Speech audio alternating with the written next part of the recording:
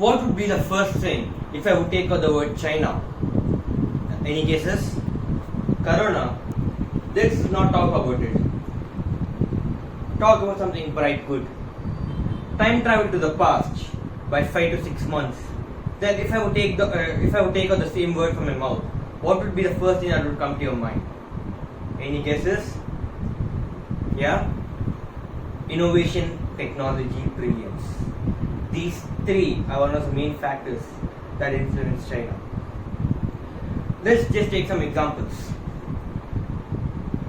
There's a dam named the Three Gorges Dam in the world, which is one of its kind and the world's biggest dam too. The width of the dam is 2.6 kilometers, and as a matter of fact, it is said that when all the gates of the dam are opened, the rotation of the earth reduces by 2 seconds. This thought has brought a sense of horror in the minds of many people across the world. If not this, in ever-growing populated city like China, it becomes hard to accommodate their public, the people in China. Even India has a similar issue. Hence, they found a solution. This is one lesson you should learn. They found a solution for the problem that they were facing. They started building an underground city, and it's still in progress. But the other part of the world, they're not doing anything. Like, it's just continuing as usual. China, they found a brilliant solution for this. If not this, understand this. China has built the world's largest telescope in terms of aperture, a 500 meter wide aperture telescope. Many space scientists such as NASA, ISRO, the Russia Space Organization, they have been trying to do this for many years. But China, using the intelligence and brilliance, they could do this successfully. And today, it is being used for various kinds, for lots of research. The future of work, artificial intelligence. This is being used resourcefully by the Chinese. Artificial intelligence is being used in daily life. For example, in schools, in public traffics and whatnot. In schools and elementary schools, students are supposed to wear a band over their head, which just bands of this size. This band is no usual band. It checks how interested the student is, how much concentrated he is, how sleepy he felt, the number of yawns he had. And this band collects the data from all the students and is sent to the one mother computer which is placed near the teacher. And then the teacher, when she finds something unusual, obviously would alert him. This one good technology has helped many students to improve their grades.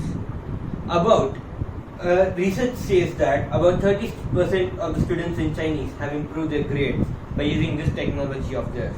And many people around the world are using this, taking this as a lesson.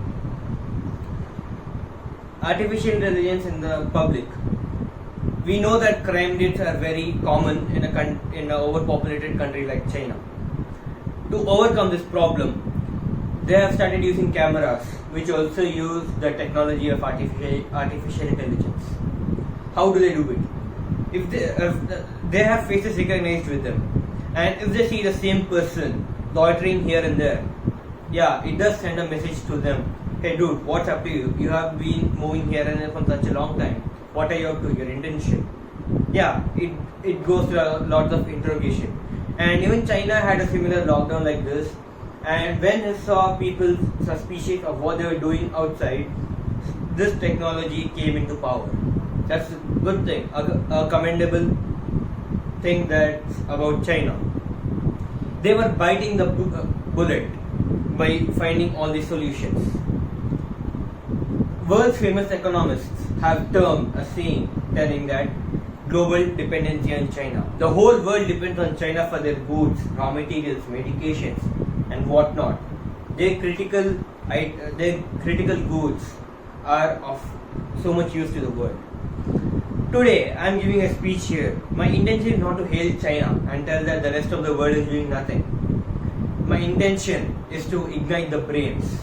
We all are children, the youth of the world's of the country's future. The country's future is in our hands.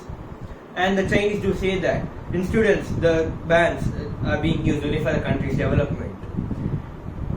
People say if a Chinese can do it, the other part of the world says they can't do it. And if they don't do it, we say because they can't do it, even we can't do it. If they don't want to do it, because they don't want to do it, why should we do it? Let's break this change. And I'm quite confident that this speech has inspired you. Thank you.